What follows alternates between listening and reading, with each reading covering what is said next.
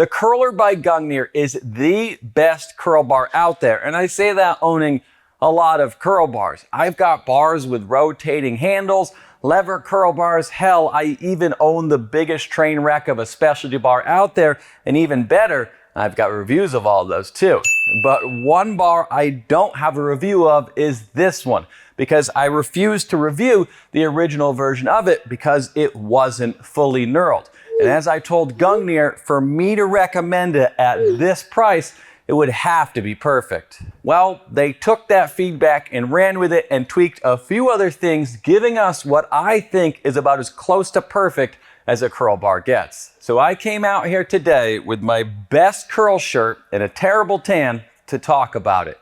Now, before the comments roll in about the price, and this thing is far from cheap, but notice I said the best curl bar, not the cheapest, not the best value or the best for most people. We'll cover those too, but this is simply the best.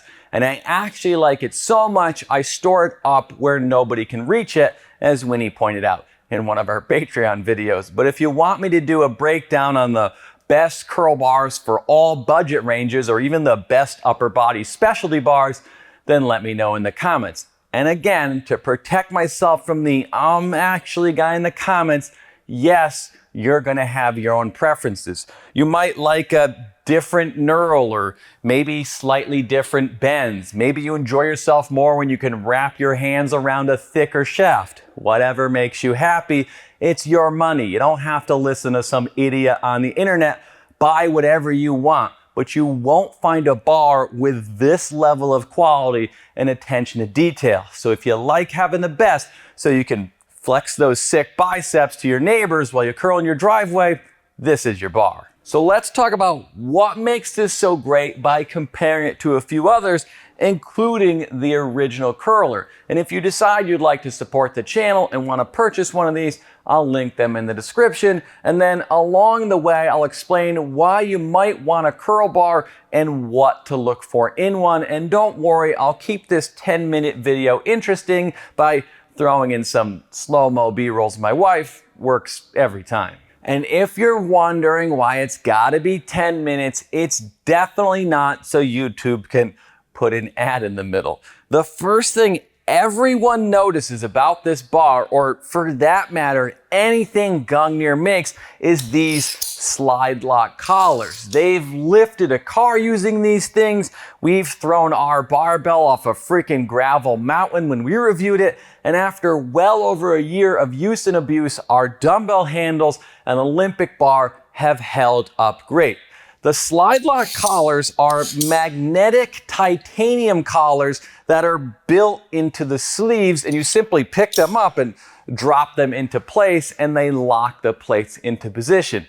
They're oddly satisfying to use and play around with, but the best part about them is they're incredibly simple and work really well. That's not to say they're perfect. They do reduce your loadable sleeve length a little, since they need a spot to sit so your plates can clear them when you're loading and unloading the bar. But with a curl bar, it's not really an issue, even for real men like myself, because I've put 8 pairs of plates on this thing and was able to easily curl it cleanly. The only other thing to note about them is, depending on the thickness of your plates, you'll sometimes have a little bit of space between the collar and the plate, since the slide locks snap into these machined grooves. So your plates may wiggle some, but in use, I don't ever notice it, so it's never really bothered me.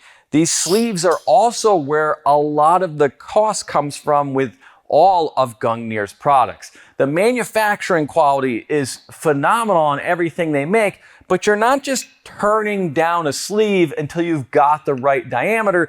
They've got to CNC these channels and grooves to some pretty tight tolerances to make these slide locks work as well as they do. But the collars aren't the only thing I like about this bar. As I said when I started this video, the knurling is what kept me from reviewing the curler originally.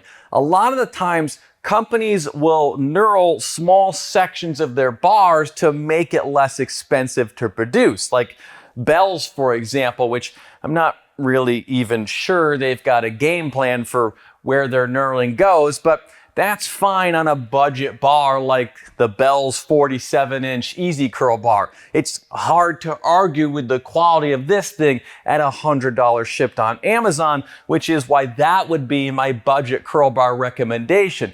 But as you start creeping up in price, like with something like Rep's Easy Curl bar, that lack of full knurling starts to feel like too much of a cost-cutting measure, even if it is a better made curl bar than Bell's is. Listen, when I'm really working it, I want to have a good grip on that shaft. And I've had my hands on enough shafts, even ones that curve one way or another, to know what feels good. So when I'm curling and I'm trying to focus on how cute I look in the mirror, it's a little distracting when my hand fully engulfs the 2-inch sections of knurling companies were generous enough to include on their bars. Now, is a better made bar gonna get your arms any bigger? Probably not. But with however many curl bars I own, before I got this one, Rogue's was the only one I used, and that's because of this full knurling. At $250, it's an expensive specialty bar, but things made in the US do tend to cost more, and the rest of all these are made in China.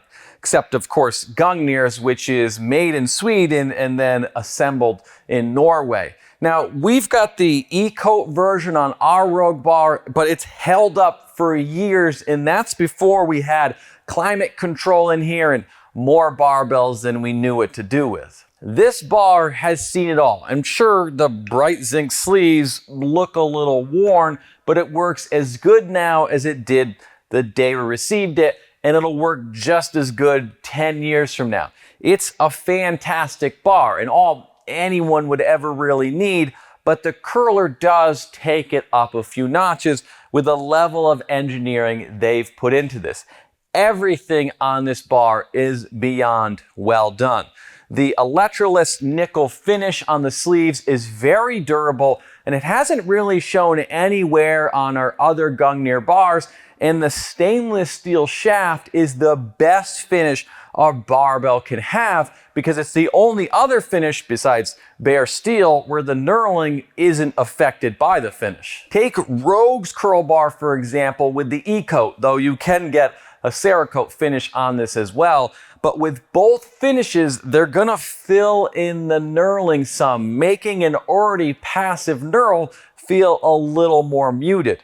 With the curler, they've taken the passive knurling of the original and cut it a little bit deeper, creating a knurl that has a little more bite to it without feeling aggressive. Now, taking macro shots of a curl bar's knurling is probably a little too nerdy for most of us, but I did it anyway because I think the knurl is another very well done touch on this bar. But an easy curl bar is designed to relieve stress in your wrists, elbows, and even shoulders. So a fancy build quality and great knurling means nothing if the bends don't work for you. These bars allow your hands to sit in a more neutral position rather than fully supinated like a traditional barbell. Of course, you can emulate these angles or really any angle with dumbbells, but a bar creates a bilateral movement which can produce a greater muscle stimulus because you're able to overload the movements, and dumbbells don't necessarily work really well for every movement. Though if we're talking about working arms, can you really have too many toys? My wife would probably say yes. The angles for the curler are very comfortable for me. Now, versus the original, they've sharpened the bends, that's this radius right here, but kept the angles the same, which gives you a little more length for your grip. And I'm sure I don't have to explain to you why having more area to grip is important. Now, Rogue's bar also has great angles, but I find the slightly deeper bends on the inside and middle grips of Gungnir's bar to be a little more comfortable. But what feels good to me might not feel good to you.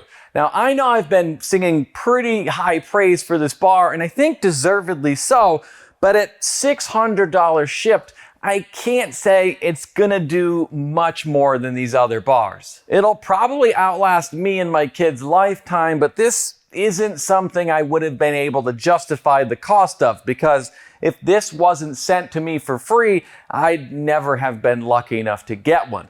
Is it perfect? No, but it is exceptional. Some might prefer a thicker diameter shaft. This one's actually 28 millimeters. And I know some people prefer rackable curl bars, but I actually like traditional easy curl bars because I find that rackable ones are a bit awkward to move around the gym, and I like the balance of a shorter bar since the weights are in closer to you. Whichever you prefer, Gungnir's, Rogue's, or the Bell's budget pick, or maybe you don't even need a curl bar and just want to support the channel by buying some sick merch, well, we've got you covered, so check out the links in the description. If you enjoyed this video, check out our other Gungnir reviews here and subscribe, because they're going to be releasing a power bar that you won't want to miss our review of. Thanks to our Patreons. I've also linked that in the description. Thanks for watching. I'll see you next week.